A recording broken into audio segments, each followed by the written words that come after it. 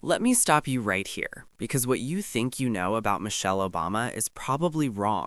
Not misunderstood, not exaggerated, wrong. For years, one quiet accusation has followed her like a shadow, not spoken plainly, not stated outright, just implied, that she was hiding something, that there was a truth the public wasn't being told. People repeated it casually, confidently, like it was settled. And yet, when I went looking for proof, there was nothing. No charges, no investigations, no facts. Just a rumor repeated so often that millions of people stopped asking where it even came from. And that should bother you, because the moment I realized something was off was the moment I asked the simplest question imaginable. What exactly did she do? And suddenly, everyone got quiet. I've been around politics long enough to know the difference between accountability and something far more dangerous. This wasn't scrutiny, this wasn't investigation, this was character erosion by repetition.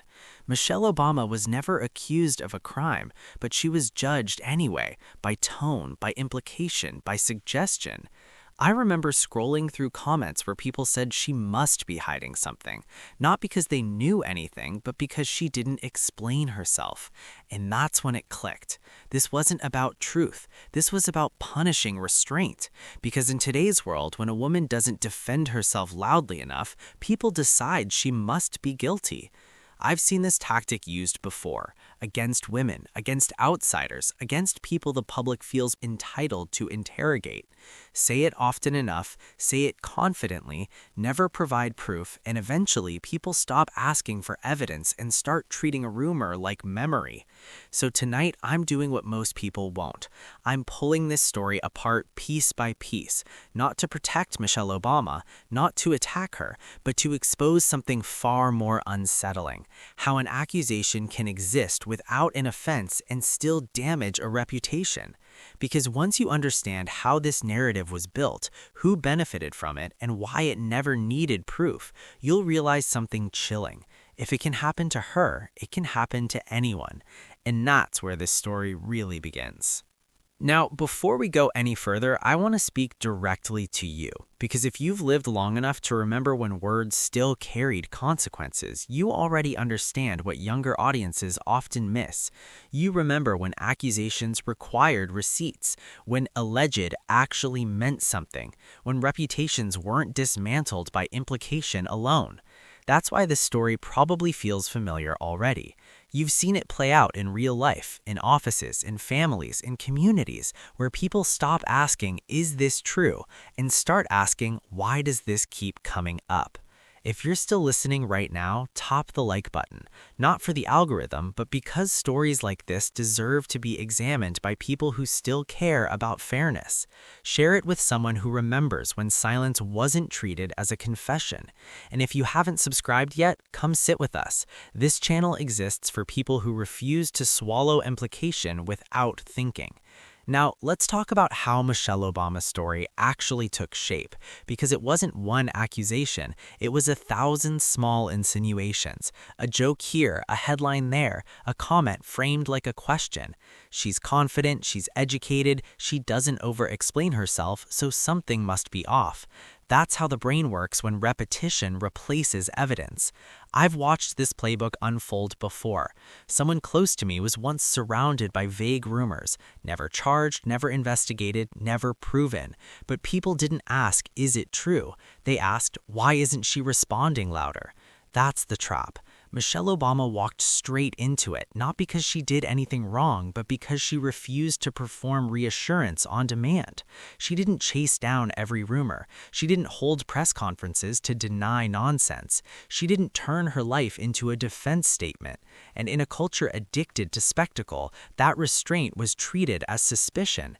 But here's the truth, and this matters. Confidence is not evidence, silence is not guilt, and repetition is not proof. Once you see how those lines were deliberately blurred, the entire narrative begins to fall apart. Because the next phase of this story wasn't driven by facts, it was driven by language. No one ever said Michelle Obama committed a crime. They didn't need to. They used words like questions, controversy, people are saying, words that sound serious, feel investigative, and accuse nothing while implying everything.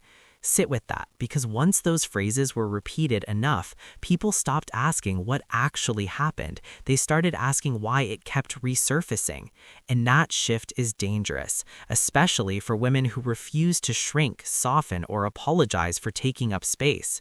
Michelle Obama's life was public, her education was documented, her background was known, but visibility didn't protect her, it amplified projection. And when she chose not to respond, that silence became the story. Inside her family, that silence wasn't weakness, it was protection, boundaries, strategy. But boundaries come with a cost. Children feel tension even when adults don't name it. Families absorb pressure quietly, and reputations, once shaped by implication, are almost impossible to fully reclaim. There were no charges, no investigations, no legal consequences.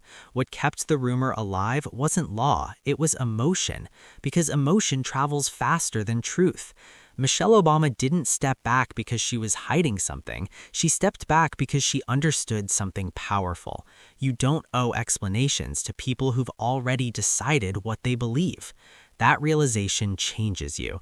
It tightens your circle. It reframes your priorities. It teaches you the difference between privacy and guilt. The tragedy is that restraint is mislabeled as arrogance, silence is mislabeled as guilt, and silence is mislabeled as confession. But by now, something should be clear. This was never really about Michelle Obama.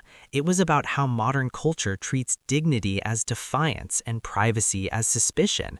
Because when someone speaks loudly, people argue with their words. But when someone stays quiet, people argue with their imagination. And imagination is ruthless. So the next time you hear a story wrapped in implication but missing proof, pause. Ask the question most people skip. What do we actually know? Because truth doesn't fear clarity, and justice doesn't require volume. If this story resonated with you, if it reminded you of moments when silence was mistaken for guilt, there's another story waiting for you right now. Just click the video on your screen. I'll meet you there.